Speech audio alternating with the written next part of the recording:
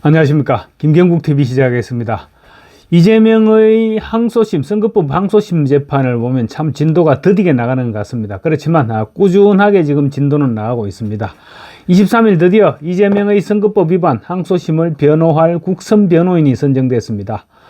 결국은 국선 변호인 선임까지 가는 이재명의 뻔뻔스러움 정말로 기가 막힙니다. 이재명의 항소심 재판부인 서울고법 6-3부 이건 대등재판부입니다. 최은정, 이해설, 정재호 3명의 부장판사가 번갈아 가면서 재판장을 맡는 대등재판부인데 이번 재판장은 최은정 부장판사가 맡았습니다. 이 형사 6-3부는 23일 김효선 변호사인데 사법연수원 34기입니다. 김효선 변호사를 국선 변호인으로 선정했다. 이런 통지를 이재명에게 보냈습니다. 김 변호사는 서울고법 전담 국선 변호인으로서 과거 박근혜 전 대통령의 국정농단 사건 항소심 변호인단으로 활동한 이력이 있습니다. 이재명이 폐문부재, 이사불명 이런 참 잡범들의 수법으로 소송 기록 접수 통지서 수령을 기피하면서 변호인을 선임하지 않는 등 재판을 계속 지연시키니까 재판부가 지난 17일이었죠. 집달리입니다. 법원 직원을 보내서 소송 기록 접수 통지서와 국선 변호인 선정을 위한 고지를 발송했는데 이제 오늘 23일 그 후속 조치를 발표한 것입니다. 이재명이 얼마 전에 대장동 재판 받으러 들어갈 때 보니까 머리를 완전히 빳빳하게 세워서 들어가던데 참 낯짝 두께도 그 머리 두께 이상인 것 같습니다. 명색이 대한민국 원내 제1당 대표죠. 그리고 지금은 거의 무소불위의 권력을 휘두른다 해도 과언이 아닌 그런 자리에 앉아있는 사람이 재판 며칠 지연시켜 보겠다고 국선 변호인 선임까지 마다하지 않고 있는 것입니다. 국선 변호인이라는 형사 피고인이 스스로 변호인을 구할 형편이 되지 못할 때 그때 법원에서 붙여주는 게 국선 변호인이죠. 그런데 이재명은 그런 국선 변호인 선정까지 마다하지 않았던 것입니다.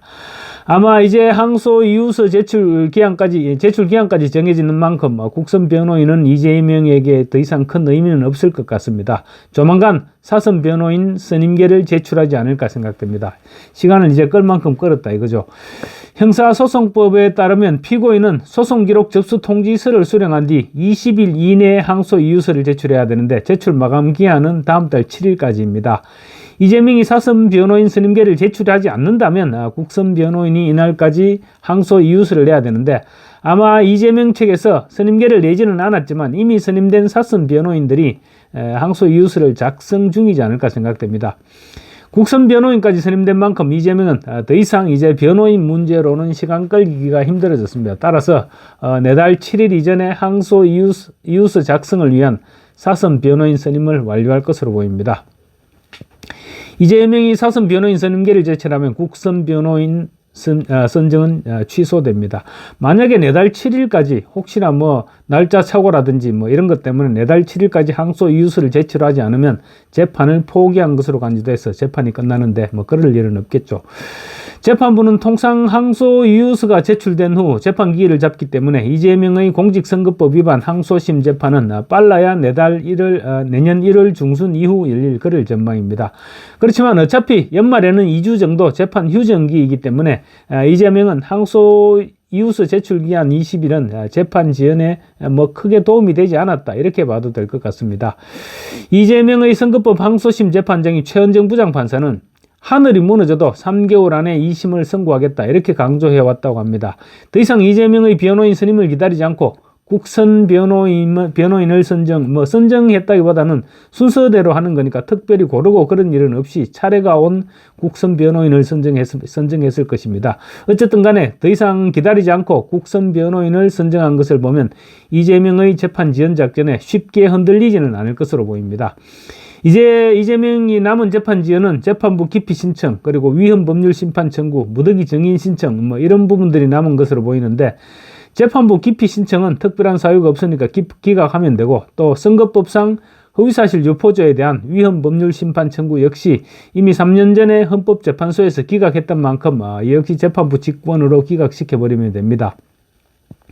무더기 변호인 신청 역시 재판부에서 적절하게 컨트롤하면 될 일일 것으로 보이고요. 다만 재판 도중에 변호인 교체 등을 이유로 재판을 한두 기일 지연시킬 여지는 남아있는 것 같습니다. 그렇지만 뭐 이런 부분은 집중심리 등으로 얼마든지 재판 기일을 조정할 수 있다는 점에서 최은정 재판장이 다짐한 3개월을 준수한다면 3월 중순에는 항소심 재판이 끝나게 될 것으로 보입니다. 이재명이 이번에는 제대로 임자를 만난 것으로 볼 수 있을 것 같습니다. 서울고법 형사 6-3부가 23일 국선 변호인까지 선임해서 안내한 것을 보면 재판을 지연시키려면 지연시켜라. 우리는 우리가 정한 시간표대로 재판을 진행한다. 이런 압박 내지 경고를 한 것으로 볼 수 있을 것 같습니다. 이재명만큼은 반드시 처단하겠다는 의지를 보이고 있는 윤석열 대통령도 지금 탄핵 심판에서 시간을 끌고 있죠. 윤 대통령은 헌법재판소가 보낸 서류 수령을 일체 거부하고 있습니다. 헌법재판소가 지난 16일부터 20일까지 우편과 인편을 통해서 탄핵 심판 접수 통지서 등을 보냈지만 아무것도 수령하지 않고 있는 것입니다. 결국 헌법재판소는 23일 윤 대통령 측에 보낸 탄핵 심판 접수 통지와 출석 요구서, 준비 명령 등에 대한 서류를 송달된 것으로 간주하기로 결정했다고 합니다. 헌재는 오는 27일 첫 변론 준비 기일도 그대로 진행하겠다고 밝혔습니다. 그렇지만 이재명이 형사재판에서 출석 거부를 밥 먹듯이 했듯이 윤 대통령이 출석하지 않으면 헌법재판소 역시 어떻게 해볼 방법이 없습니다. 기일을 건너뛰어가면서 재판에 불출석한다면 헌재 입장에서는 굉장히 난감해질 수밖에 없겠죠. 이재명과 시간 싸움을 벌이고 있는 윤석열 대통령이 이처럼 시간 끌기에 나선 가운데 이재명의 선거법 항소심 재판부의 신속한 재판 의지는 이재명으로서는 굉장히 당혹스럽지 않을까 생각됩니다. 이런 가운데 23일 리얼미터 여론조사 결과가 발표됐는데 이재명에게는 다소 실망스러운 그런 결과가 아닌가 싶습니다. 국민의힘과 더불어민주당의 지지도 격차가 대폭 줄어들었습니다. 일주일 전 같은 조사에 비해서 국민의힘 지지도는 4.0%포인트가 상승한 29.7%, 민주당은 2.1%포인트 하락한 50.3%로 집계됐습니다. 양당 간 지지율 격차는 26.7%포인트에서 20.6%포인트로 줄어들었습니다. 특히 국민의힘은 서울을 제외한 전 지역에서 지금 지지도가 오히려 올라가고 있습니다. 그래서 탄핵 직후보다는 분위기가 많이 반전되고 있다. 이런 분석이 나오고 있습니다. 반면 민주당은 진보층에서는 2.9%포인트 상승했지만 중원 지역인 대전, 세종, 충청에서 10.3%포인트나 하락했고 또 20대에서 12.6%포인트가 하락했고 30대에서도 5.1%포인트가 하락했습니다. 그리고 중도층에서도 3.9%포인트가 하락한 것으로 나타나서 민주당을 긴장하게 하고 있습니다. 탄핵 직후에는 민주당의 지지도가 급등했지만 지금 이제 서서히 정상을 찾아가고 있다. 그런 정상을 찾아가는 과정이 아니냐 이런 분석도 나오고 있습니다. 한국갤럽 조사에서는 이재명이 차기 대통령 선호도 조사에서 37%로 확고한 1강 체제를 굳히기는 했습니다. 그렇지만 역시 내용상으로는 이재명이 썩 만족스럽지 못할 그런 내용입니다. 이재명은 18세에서 29세 응답자로부터 21%의 지지를 얻는 데 그쳤고 이들 중 절반 이상 54%가 의견을 보류했습니다. 또 중도층에서의 이재명 지지율은 39%였는데 의견을 유보한 답변이 34%였습니다. 그리고 민주당 지지율은 이재명 개인 지지율 37%보다 11%포인트 높은 48%로 집계됐습니다. 바꿔 말하면 이재명 개인 지지율이 민주당 지지율을 훨씬 못 미치고 있다는 것이죠. 그러니까 민주당을 지지하지만 차기 대권 주자로서 이재명에 대해서는 확신을 가지지 못하고 있다. 그런 분석이 가능해지는 것입니다. 비상계엄과 탄핵 전국에서 느슨한 민주당 지지를 선언한 중도층을 이재명이 온건하게 흡수하지 못하고 있는 것입니다. 결국 아직은 비상계엄과 탄핵안 가결의 여파가 남은 현실에서 이재명의 지지도가 높을 수 있지만 대선을 앞두고 보수 대결집이 이루어진다든지 아니면 민주당에서 또 다른 인물이 부각된다든지 그렇게 됐을 경우 이재명의 일강 구도가 안심할 수 없다. 그런 관측이 나오고 있는 것이죠.